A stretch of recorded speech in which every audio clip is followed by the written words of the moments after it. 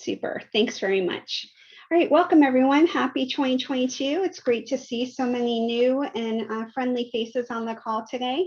Welcome to our first meeting of the 2022 year of the PAPREN Equity and Resilience Work Group. I'll quickly just introduce our presenters, and then we will have a really exciting panel discussion or presentation by them today. And then after they're done, we'll have just some updates for you about upcoming work group meetings. We'll provide some updates on projects for those of the project leads who are here, and have an opportunity for people to make any other announcements or questions they'd like to pose. In addition, I don't remember what the addition is, so disregard. Sorry about that. So it's my honor and pleasure to welcome you here today for this special presentation. One of our work group team members, Matt Kleiman from the Unified Government of Wyandotte County Health Department, suggested this session for us today, and we were really excited. We love to promote our work group and PAPREN members. So if any of you are interested in presenting on your projects or your groups, we would welcome that. So today's presentation is entitled The Green Team Toolkit, Environmental Design Justice Through Youth-Based Participatory Action Research. And I'm just going to give some very brief introductions on our four speakers, but Roderick will send out the long bios for everyone when he sends out the recording after today's meeting. So as I mentioned, Matthew Kleinman is a member of our work group, and he's a community health designer who works to serve communities as they seek to improve public health outcomes in their built environment. He's currently a PhD candidate at the University of Kansas School of Architecture and Design, where his research is focusing on participatory design and shared governance. And as the slide here shows, he's with the Wyandotte County Health Equity Task Force. Next, I'd like to introduce Jordan Ayala, who's a research scholar in the Economic Democracy Initiative at Bard College. He's an applied social science researcher specializing in the use of participatory and community-based methods, like many of us on this call. He has a PhD candidate in the Department of Economics at the University of Missouri, Kansas City. He began his position with Economic Democracy in February of 2021, so just a little under a year ago, which is a new initiative from Open Society Research Network and Bard College. Next, I'd like to introduce Brenda Brinkhouse-Hatch, who's a Green Team Program Coordinator and with Groundwork NRG, whose name you see here on the slide. She's been planning and facilitating youth development opportunities throughout her career and continues on that path in her current role as the Green Team Coordinator for Groundwork NRG. She's worked collaboratively on building curriculum and program partnerships with public schools and community organizations from California to Missouri. She holds undergraduate and graduate degrees from South Dakota State University and recently completed a graduate certificate in agroforestry from University of Missouri. And last but certainly not least, I'd like to introduce Rachel Jefferson, who's the Executive Director of Groundwork NRG. Ms. Jefferson was born in Kansas City, Missouri, attended Georgetown, and upon returning to Kansas City, she began a career in public health as outreach director at a local safety net clinic. Her time in healthcare sector provided her with an understanding of the socioeconomic struggles that hinder good health among minority populations and ignited her passion to support the growth of human, social, and civic capacity at the grassroots and community levels. And with that, I'm going to turn it over to Matt, who's going to share his screen today. Take it away, Matt and group. Thank you, everyone. Certainly, and thank you, Jamie and Roderick and Jana and everybody for helping bring us together. Do you ever have that feeling when you have two different groups of friends meet and it's a really nice feeling? That's what this feels like for me, because I've been on a couple of PAPREN calls and I've been working closely with Jordan, Rachel, and Brenda over the last many years, really, but especially over the last year for today. So there's a few slides I want to share.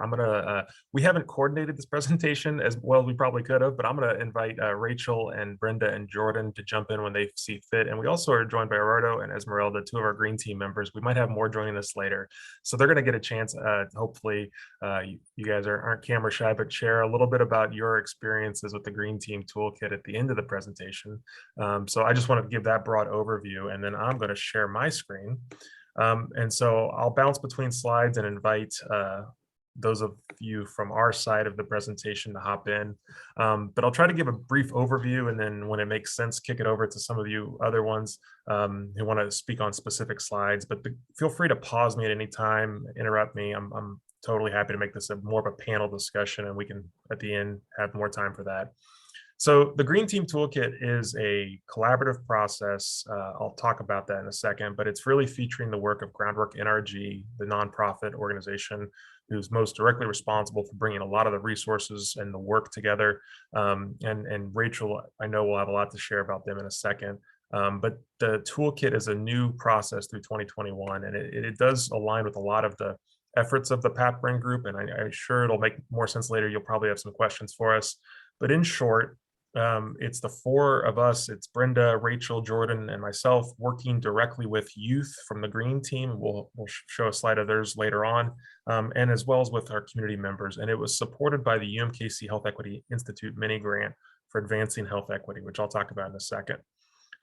But it does try to address structural determinants of health and some of the long-term historic disinvestment that's happened in Wyandotte County. So I know, Jordan, you know a lot about information about this, and then feel free to tee it up and then hand it over to Rachel, because Rachel, the next couple slides are about Groundwork Energy specifically. Sounds great. I'll be really quick. I helped work on the Health Equity Action Transformation, the HEAT project mapping update last year. A separate project from this, but definitely helped inform the conversations we've had over the last year and how we've done this work. This mapping here shows even close to that, below that, a 24-year difference in average life expectancy across Wyandotte County or Kansas City, Kansas. This is a long-running disparity in the region that has highlighted and kind of pushed forward a bunch of initiatives that Rachel can share more about to you. But there's something to note that this county within the multiple state region has often been ranked last on the Robert Wood Johnson Foundation County Health Ranking Index. And then I'll pass it to Rachel to talk a little bit more about what that work looks like on the ground.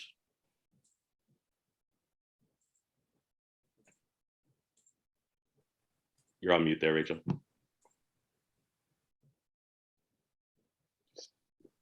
Can we unmute her? There you go. Can you hear me on my phone now? Yep. Sorry, I was having some technical difficulties, so I'm calling in through the cell phone. Yeah, so just to give a little bit background, Groundwork Northeast Revitalization Group was actually founded in 2012 by a collection of neighborhood leaders, neighborhood association presidents who realized, and maybe more appropriately than realized, felt strongly about the fact that there was no one really advocating for the best interests of our neighbors and our communities in the northeast area of Kansas City, Kansas, that area that has some of the poorest social determinants of health in the state of Kansas, as Jordan was speaking. It was primarily a group of Black and Brown individuals who decided to form an organization called the Historic Northeast Midtown Association. And they went through the process of getting their incorporation with the state, filing for their federal tax exemption, and then lobbying to the unified government to become what is known as a neighborhood business revitalization organization for the northeast area of KCK. You can see the various neighborhoods that were represented are represented in northeast area here. Some of them are active and some of them are not. I say about half are active and the other half are not active.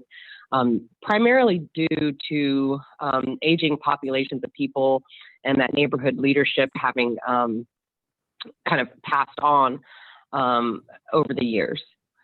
I became the executive director of the organization in 2015, and my primary goal with this was to support the neighbors and the residents, the neighborhood associations in our service area with projects that they want to see, with better policy that they want to enact, and with increasing their knowledge quotient around those things that affect their quality of life, such as built environment, infrastructure, healthy eating, things like that. So I'll be having my 7 years with the organization here in March, and over that time, we have grown as an organization. We've increased our ability to employ members of our community. in positions that really front load them into decision-making processes. We have increased our programming. We have several different programming areas. We have 2 youth programs, the Green Team and the Learn to Earn program. We have a Northeast Grocers project that we're working on to bring a cooperative grocery store to the Northeast area, and that's the picture you see there on the bottom. We're also working on a Northeast KCK Heritage Trail project to memorialize and capture the rich history of the Northeast area of KCK. And in tandem with that, we are working on an equitable economic development framework so that we don't experience some of the negative effects of gentrification as we're doing all this work to improve the built environment and increase opportunity for our residents. It's very important that our work does not eventually lead to displacement, and that those people who have stayed in the Northeast area despite the legacy of redlining and the history of disinvestment are able to build their social capacity, their economic capacity as well. So I invite you to visit our website, which is northeastkck.org, to learn more about the various things that we do as an organization. And specifically in 2020, we became a member of the Groundwork USA National Network, which is when we changed our name to Groundwork Northeast Revitalization Group and started our Green Team program. With that, I will turn it back over to Matt or Jordan. Yeah, thanks, Rachel and Jordan. And so we've been aware of each other in our own ways. I've worked with Rachel as a collaborator for many years, and we'll talk about that in a second. Jordan, I'd been aware of and the great work he's doing. He works with a lot of other community kind of led groups in Kansas City.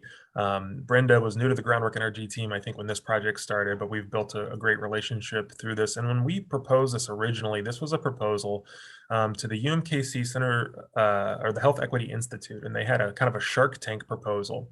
So we had 5 minutes to pull together a presentation that we submitted. I think we asked for roughly $1,600 to just pay for the materials and compensate community members and the Green Team participants.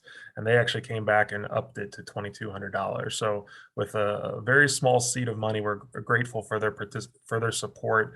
But it was really identifying this opportunity to build a process with Rachel's organization where the new Green Team members could have sort of a method of doing community-based environmental design. They had a vacant lot at 710 Oakland Avenue in Kansas City, Kansas, which is in the Northeast area in the map that we showed earlier.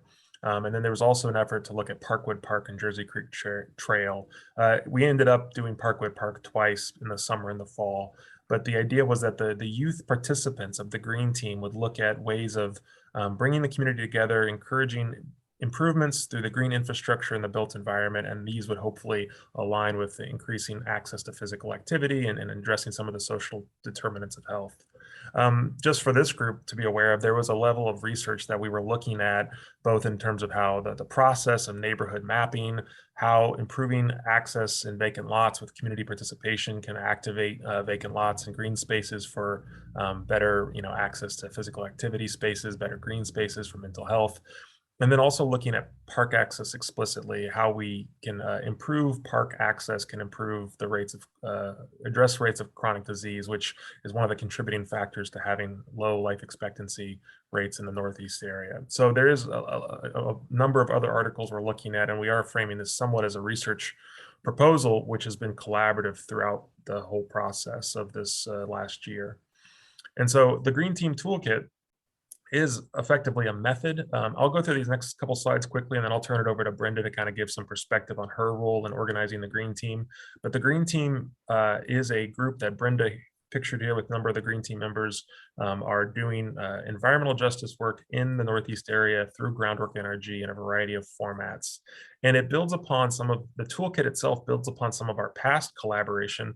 I co-founded years ago a group called Dot Agency, and we worked with Groundwork NRG, HNMA at the time, to improve access to physical activity along the Jersey Creek Trail. And so we had this kind of method in this image in the top right of kind of participatory mapping, but it wasn't really thought through exactly how that was connected to the implementation of different things. And so we started the year off thinking, well, what if we really doubled down on that as a process and let the youth participants own what that looks like? And so the Green Team Toolkit was designed as an alternative to CPTED. I know many of y'all are familiar with CPTED because it's been talked about in previous PAPREN meetings that I've been in, but crime prevention through environmental design as a method of improving vacant lots and areas is largely based on the broken windows theory of policing, which can lead to over-policing and underutilized, underserviced areas. And so there's a group of architects called Design as Protest that's called for an end to CPTED. And rather than getting into that debate, I think our proposal is just trying to say, well, what's an alternative? What's something else that a community might consider taking up? And how can the Green Team Toolkit be a method for that?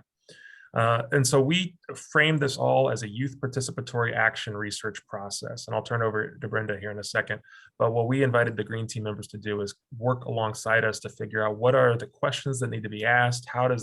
What's the protocol for this research? We introduced kind of research as a concept, as, how does Jordan and I as researchers operate in this space, and what are some of the ethics that you all might have as you're meeting with community members? And so it was a very collaborative process. And so Brenda, we kind of came to you with a lot of these ideas, and you did a masterful job of weaving it into your curriculum. But do you want to share a little bit more about what that was like for you? Yeah, certainly. So just to give a little bit of background on who the Green Team are, they are local youth within the Northeast KCK community we take ages 17 to 21. This group of 6 that we started with last spring were juniors and seniors at the local high school here, very close to our office. And so what we kind of planned on is the different things that Green Team will do, which is, first and foremost, work on green revitalization projects within our communities. And kind of developing what that looks like. And then on top of that, weaving in history catching projects where our Green Team really gets to work very closely with residents, and it creates this intergenerational experience where the Green Team has conversations and interviews with these residents before we get started. But what is so great about this toolkit that got developed in this last year, because this program Green Team for us is so new, this became our first interaction with our residents. So when residents identify a vacant lot within their communities, then the Green Team goes in and hosts this toolkit workshop where then they invite residents to come over.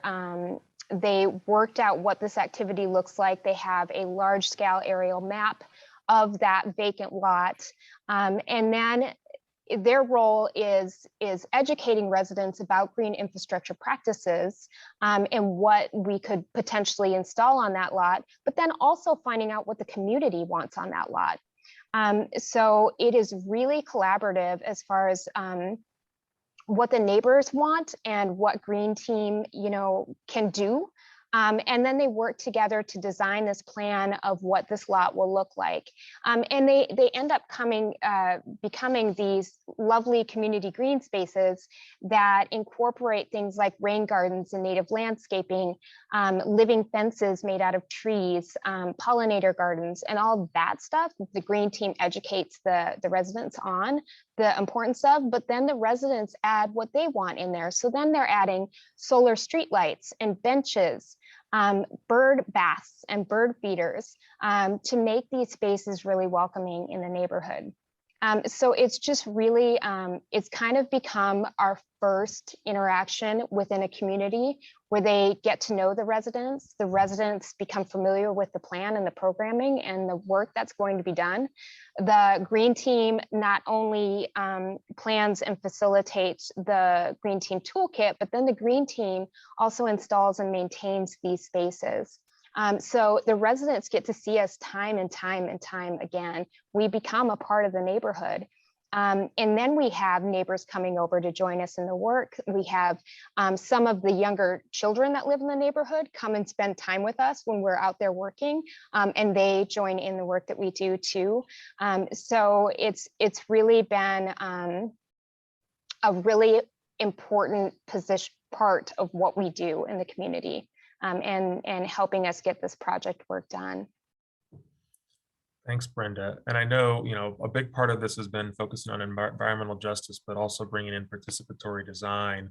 And Jordan, the reason I think we brought, this, when this first was a concept, I think you and I reached out and early on, and your background's not design, it's not architecture, it is more about participatory democracy. And so do you want to share a little bit about your perspective about why this approach is effective in your mind? Yeah, certainly. I've been finishing a PhD in economics, which is a discipline not necessarily always welcome. That was a very kind way of saying it. Not very welcome to this type of work. Doesn't necessarily fit within a lot of the ways that we see, a dissertation, a PhD in economics going. But over time, doing applied social science research, doing work in Kansas City, Missouri, in multiple places, getting to know Rachel and Groundwork and all the great work that's going on there. Started to apply myself to trying to solve these problems with folks, trying to figure out what this process would look like, pulling from whichever methods that seem to make sense, but how do I amplify? How do I participate in a meaningful way? And that really led me to more participatory frameworks, right? So the work that I've done in economics has often been around the job guarantee, right, which is a proposal that dates back to FDR and the Economic Bill of Rights to provide federally guaranteed employment. Maybe sound like I'm getting away from this, but this is really at the center of kind of how I got led to this work. A lot of my work has been, so how do we come up with those community-driven decisions and community-driven ideas for what we see and what we do in the built environment. And thus I've got engaged in this project, I've dove into this literature more, have been engaged a lot in amplifying community work through supporting surveys, supporting focus group design, research design for this kind of community research. And what this project does is gives us some models, right? A model for how we might fund or implement even a large scale federal program. What does that look like on the ground? What kind of organizations can we mobilize? And how can we do this in a way that is not repeating the sins or the devastating impact of some of those even positive programs through the New Deal? And I think I'll pass it back to Matt with that. Thanks, Jordan. And so, the idea that there is also a component of youth empowerment and civic participation is at the core of this, because it's not just our interest in working with communities, but it's also our interest in supporting the youth that are doing the work. And so I think, one of the ways we framed this early on is we used the HYPE framework, Healthy Young People Empowerment, I think is the acronym. But it's out of South Carolina, and it's a tool that's often used in physical activity programs where young people are kind of the ambassadors of increasing access to physical activity in their communities.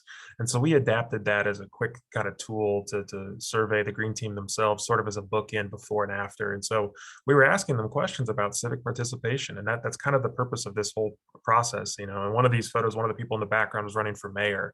And so the space of being out in the community, getting things done, attracts a certain energy. And I think the Green Team Toolkit process is a good example of what that can look like when we're out in the community. So from an outcomes perspective, I listed a few here.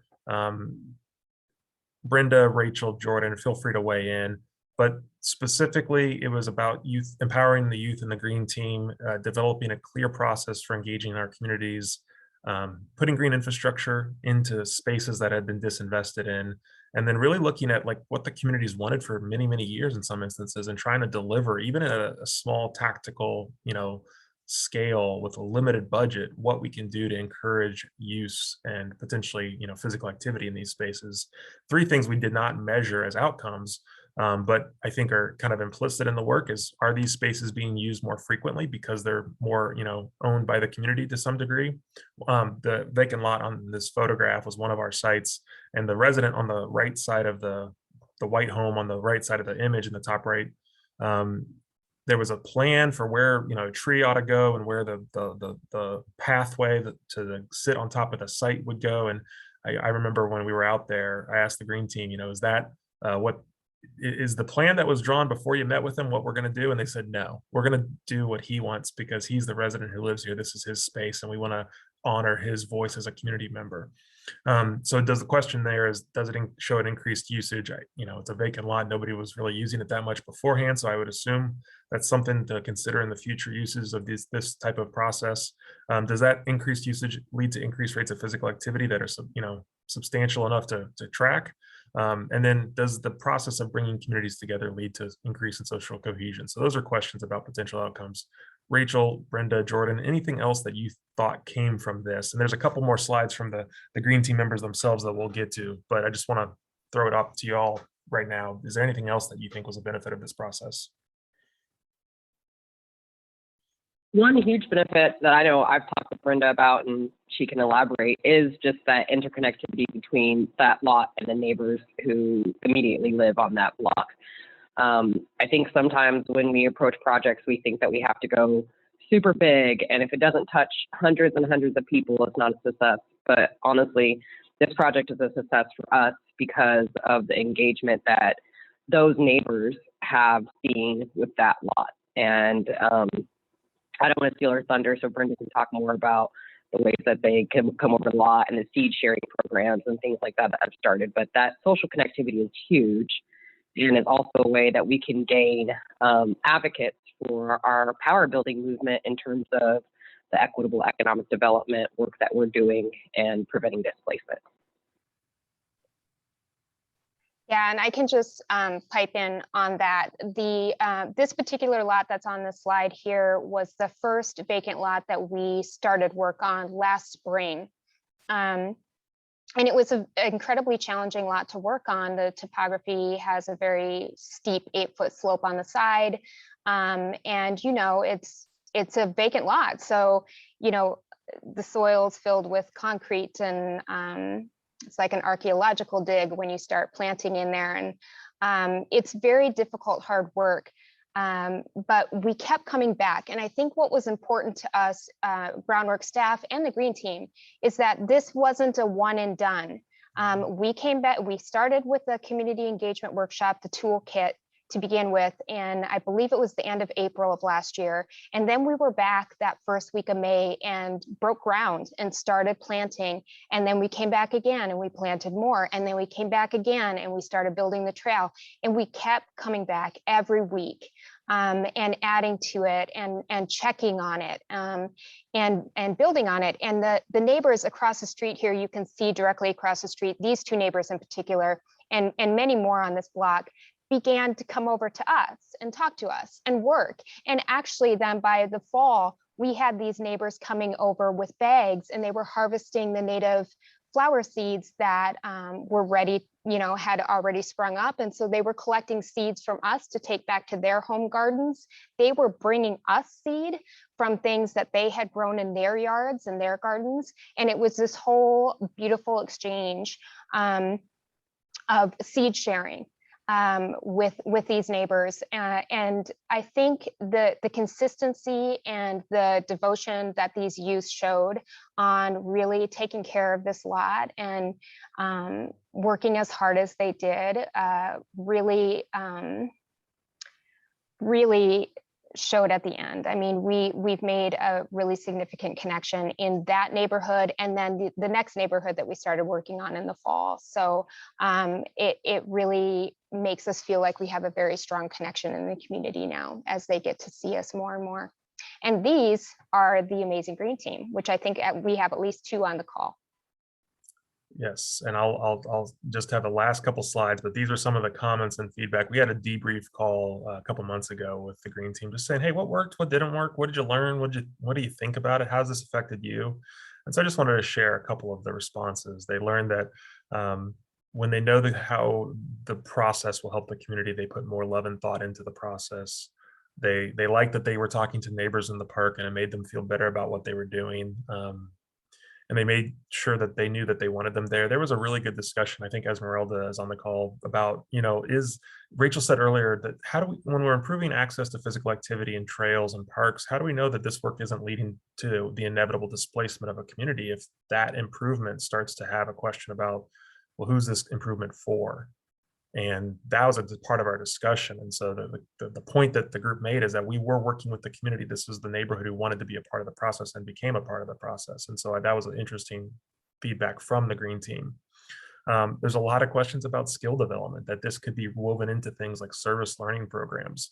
And so one of the comments was, I want to learn about the legal system. I know about redlining, but what does that mean in newer neighborhood areas? And how does that affect, why not sidewalks are coming to my neighborhood? And so you start to open up the potential or the horizon of different career opportunities, and it can be a way to connect with different workforce opportunities as well. And then I thought this was a nice one to end on. I'm guessing this is Gerardo's, but if it's not, I don't know who said it. But the idea that you have a voice, that you can fight for these things, and you want to help the people in the neighborhood at the same time. And so it's a pretty sick approach. So thank you for listening to us today. I know there's a couple questions in the chat that we can get to.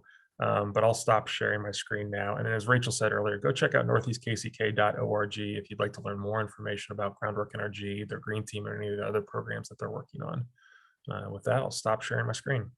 And then I know there's a couple of students, so I want to, if Gerardo and Esmeralda are still on, feel free to add them to the pin, Jamie, if they're, I don't know if they dropped off or not. I think they're still there. They're still there. If they were. Okay. So yeah, happy to answer any questions for as long as y'all want to have us here. Feel free to ask away. And I'll put in the link, the slides that I just shared, and the original video we used to do the proposal. Awesome. Great. Thank you so much for an amazing presentation of a culmination of a lot of work, and also just really beautiful photos and quotes and very rich story to see. I was trying to keep track of some of these questions for you, but they're definitely a little bit intermixed. We have some questions about recruitment and measuring youth empowerment. I think maybe similarly might be my question about matching measured outcomes with specific projects and how to do that when a project is transforming through implementation. So when you maybe didn't have baseline data. We'll start there. So I'm reframe the question for me just so I can make sure I got it right. Yeah, so we had two questions. We have two questions. I know that sounds like the chat's a little bit messy.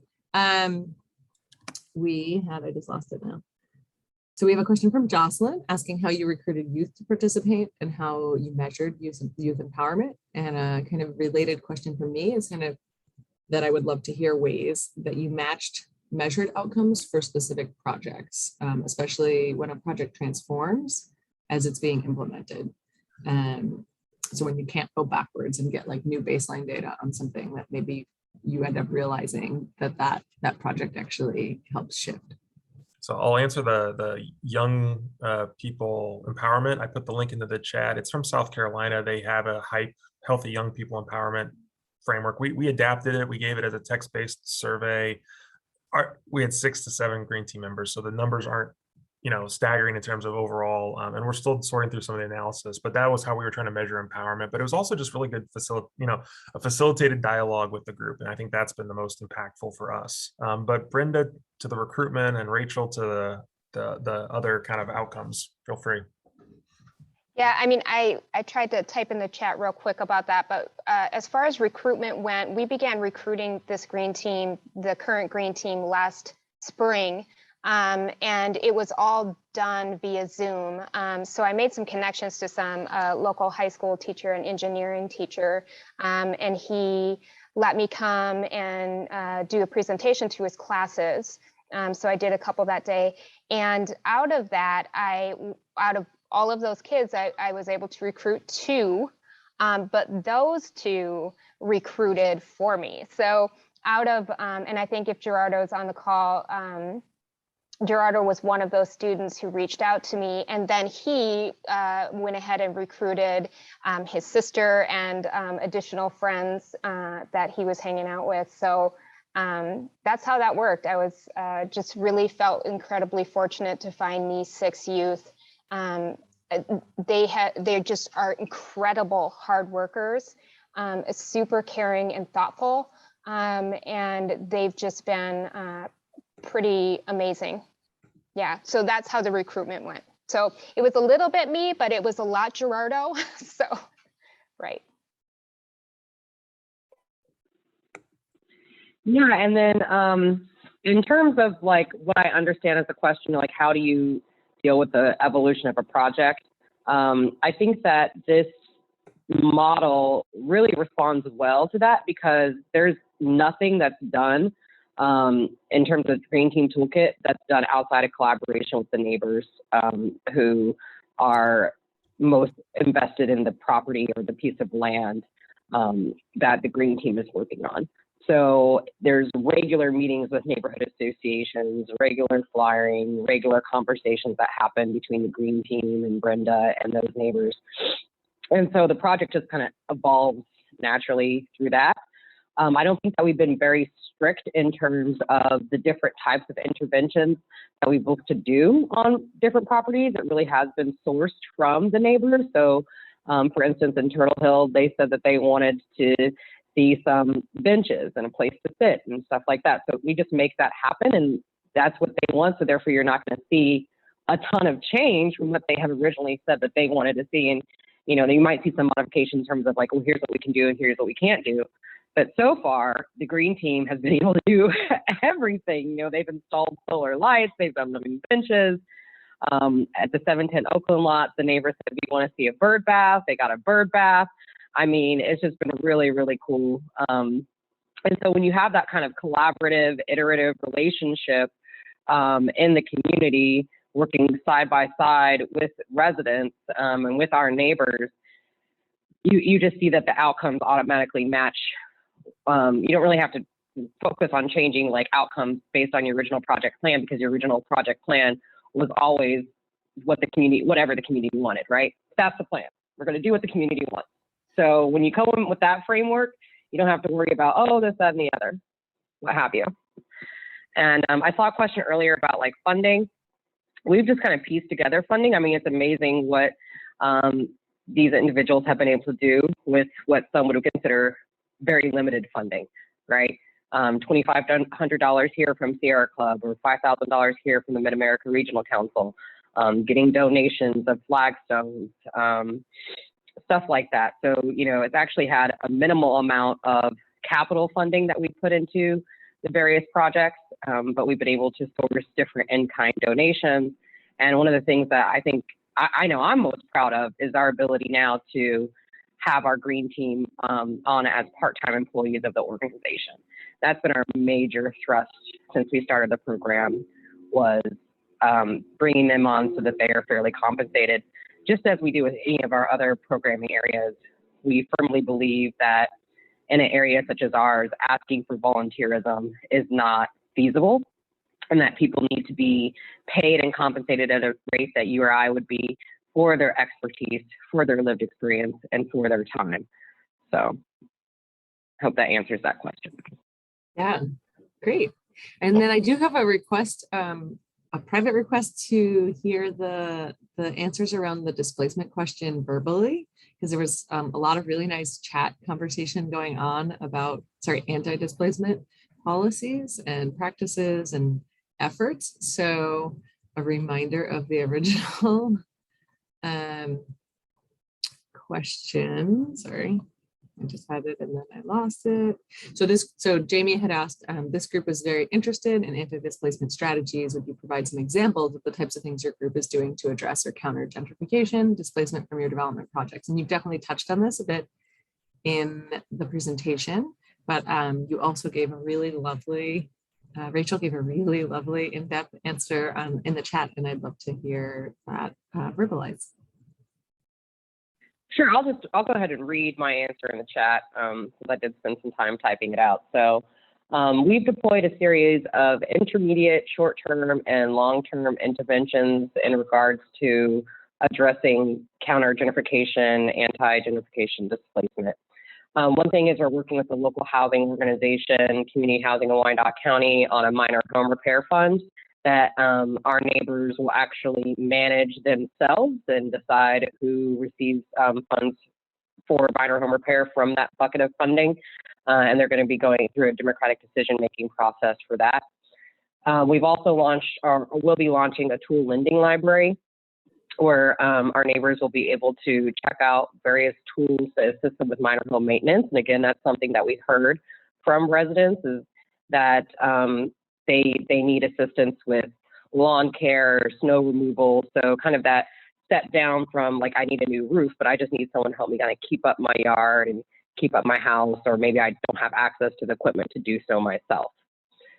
We regularly host like knowledge and learning sessions, and one of those over this past year, we hosted 2 sessions with our local government, the Unified Government of Kansas City, Kansas, and Wyandotte County, so that we can have a better understanding of what their values and perceptions are in regards to the Northeast area of Kansas City, Kansas, and the Northeast Area Master Plan, which was completed at the end of 2018.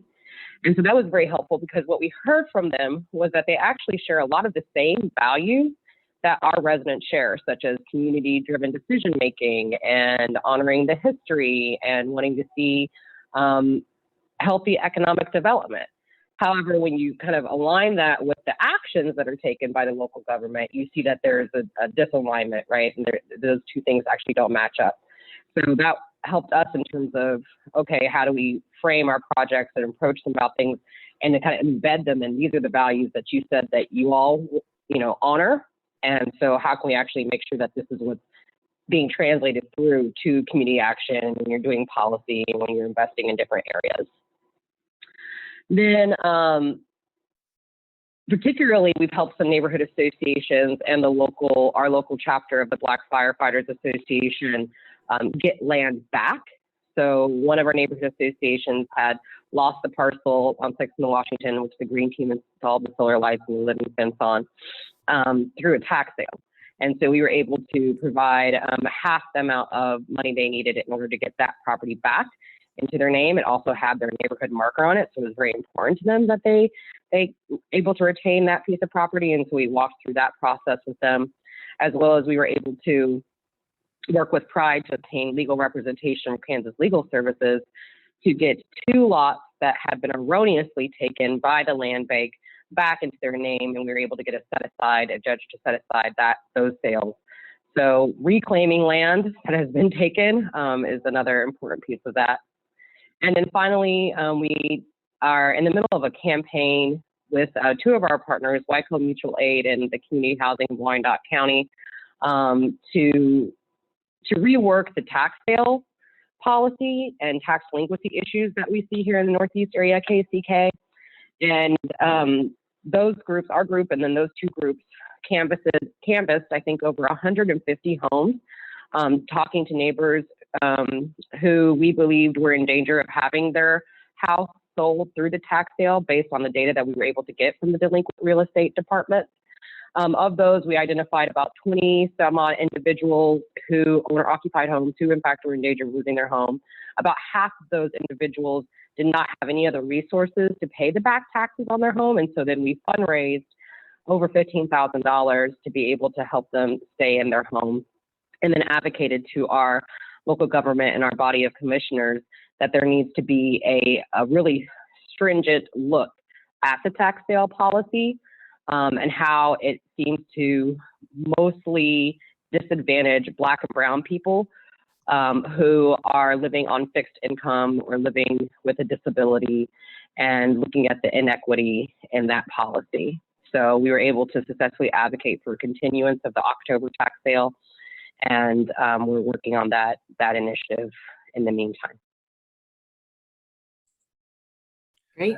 As you can tell, there's a lot going on with Groundwork Energy, so definitely check out all the work that Rachel's doing. I wanted to give some space to Drotter and Esmeralda, who are on the call and did join, and I want to just, Drotter and Esmeralda, do y'all want to come off mute and you turn your video on if you want? I don't know how to pin them up here with us, but feel free to share your perspective on the Green Team Toolkit, because we're excited to have you here as well.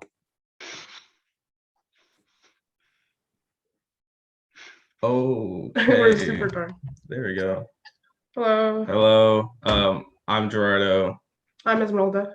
and honestly, I wouldn't really know exactly what to say, but I know that like it was so odd joining the Green Team, because when Brenda gave the presentation, I was actually late to class because I slept in, and all I really got from it was we were gonna plant trees, and I was like, that sounds rad. I'm gonna join that.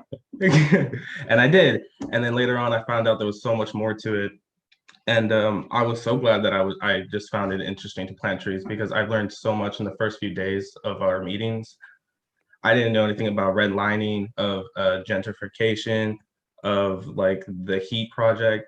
And I have some pretty good general knowledge of it now, and I plan to learn so much more because it's something that should be like worked towards against, if that's like the correct word. But yeah, I mean, I basically just joined because I like plants. I like doing stuff for the environment. But like after joining the green team, it's just like super nice to work with the community because like I live a few minutes away from the office and our lots and stuff like that, but I've never really talked to my neighbors like that. But actually connecting with them, gaining like relationships with them to like give them seeds and then them giving me seeds, it's like really nice to finally get to know them. Like some of them don't even speak our language, and we're like best friends with them because they just love coming to our lot and helping us. Like that lot isn't just green team and the members that we have. A lot of our neighbors put a lot of work in it. It's really nice to just like finally get to know them basically. I don't know, it's really nice. I think if I can share like my best thing, like the best feeling to that is like the connections we made with them. Like the one example I can give, the one house that was like more horizontally long, the man that owns it and lives there, anytime we would go to the 710 Oakland and we'll work there, he would come out every single time to say hi, even though he doesn't speak English, but he'll say hi and somehow communicate with us to show us his plans, and he will talk about our plans. And it's just so like nice to have these connections with people and just like being able to see them every day and see like these huge smiles that they bring, and like to think like that this was just created just from like a piece of paper that had a map on it is just crazy to me, to be honest. And then like I can't wait to make more projects later on. Like what was the other one? There was the one about this bridge that apparently was like the spot to hang out at. And when we got there, it was not what they said was. It was like overgrown. It was deteriorating. There was supposedly a fountain, and now you only see rubble, and that's like disheartening. But so we're trying to work towards to get that back, and we're slowly have achieved that, but there's still a long way to go towards it.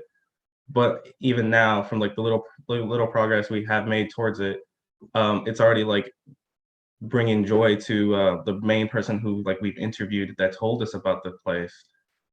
And that's just like such a wonderful feeling to me. And yeah. I mean, I go visit the lots and the places we work at all the time. Like the lot I go to get tools for myself. Like if I need to, like with the snow right now, I go get snow shovel or something like that. It's really nice to have something that we created. Like our green team members, I never really hanged out with them besides this dude, and they're like my family now because I see them all the time. And it's just really nice to like finally have a group of people to put voices to the people who don't get really listened to, because as colored people, we never really get to see a lot of stuff in our neighborhoods like this. And it's really nice to have an area for all of us. And then even if we haven't really worked on an area, we just barely touching ground, and we still get compliments from our neighbors and stuff like that. It's really nice. I mean, that's all I have to say, really. Awesome. Perfect. We're really happy that you guys were able to come to our call. I know I really appreciate hearing from you and hearing your perspective. And I would like everyone to join me in thanking our entire panel. Sorry, my watch is making all sorts of noise.